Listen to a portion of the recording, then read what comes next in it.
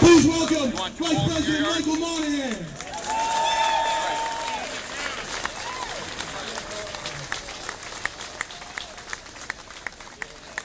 Thank you, Paul. And I'll be able to tell you all how an iPad works in the rain when I'm done. President Stevenson sends his regards. I think most people know he's the new president of the IBEW, and he's got more than a plate full right now. He wanted to be here, but just couldn't be here. So he gives his best in the support of the IBEW office in Washington, as well as the IBEW office in the 2nd District, is fully behind him. I think Kevin said it best in a tough act to follow. There's a time when enough is enough. That time has come, and finally we're starting to see a groundswell in this country, whether it be $15 an hour for fast food workers in New York City, or the IBEW reaching its all-time high membership, in A membership. People are starting to get it. When a CEO like Lowell McAdams makes over $9,000 an hour, by lunchtime, he has made more than the average American family makes in 1 year, by lunchtime. So halfway through the 2nd day of work, Lowell McAdams stops paying Social Security taxes. We pay 6.25%, our employer pays 6.25%, and that stops at $118,500. So through the 2nd day, Lowell McAdams stops paying Social Security tax, where we pay for the rest of the year. We've all heard of the corporate tax rate. It has to be lowered.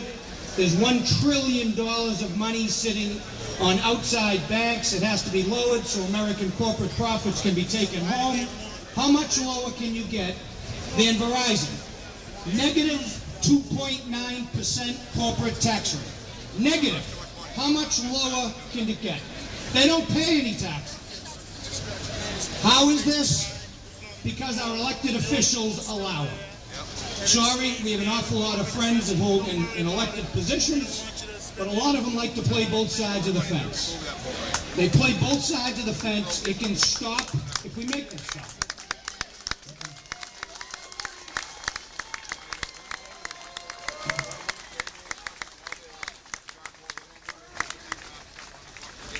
A lot of people have never heard of this building.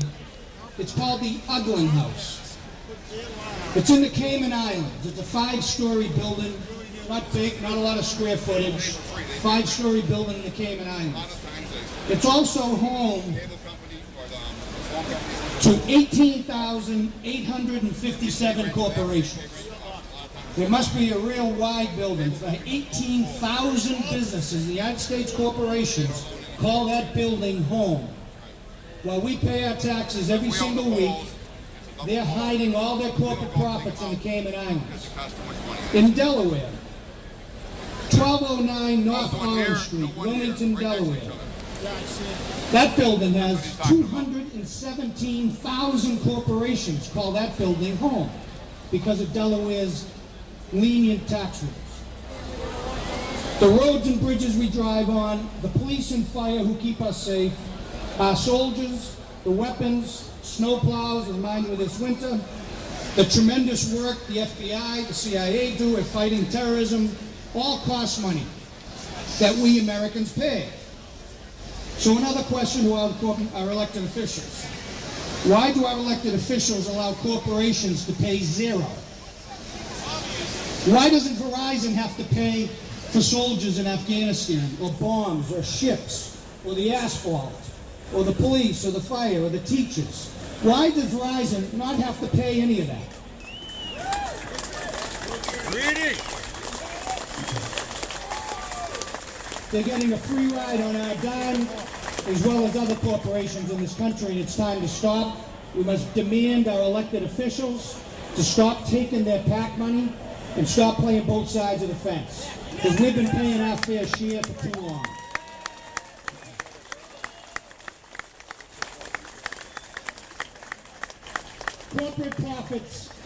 Corporate profits in the United States are at a 60-year high.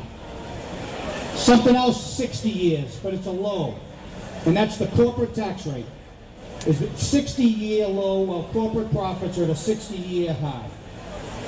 So in the event we don't reach an agreement and unfortunately go on strike, we'll read about the greedy Verizon worker.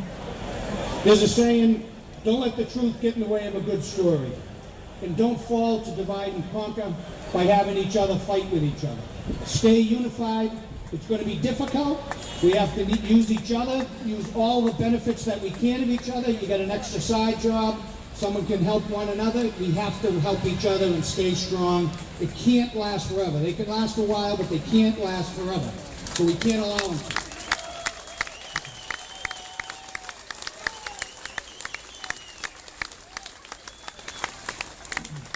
So as much as they try and make it sound as though you're greedy because you want decent wages, decent benefits, decent working conditions, that's not being greedy.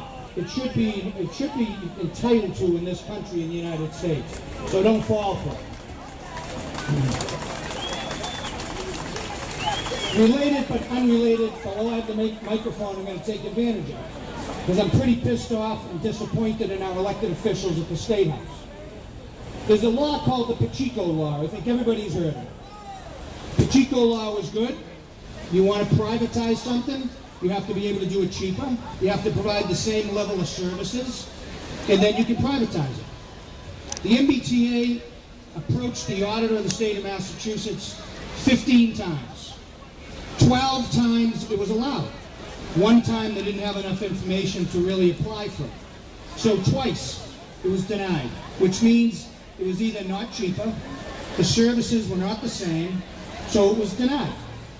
So at the State House, for some reason, they want to get rid of a law that makes a public entity, the MBTA, prove that you can do it cheaper, prove that the services are going to be the same.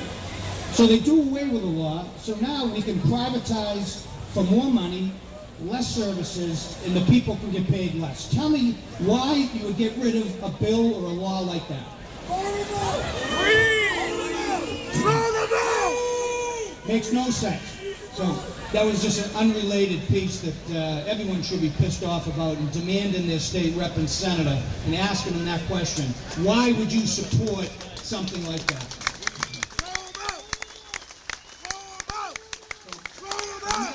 Any speaker coming behind me, it's pretty selfish for me to keep speaking with the rain breathing down our necks here. I want to thank the 2222 and all the telephone local unions for inviting me to speak.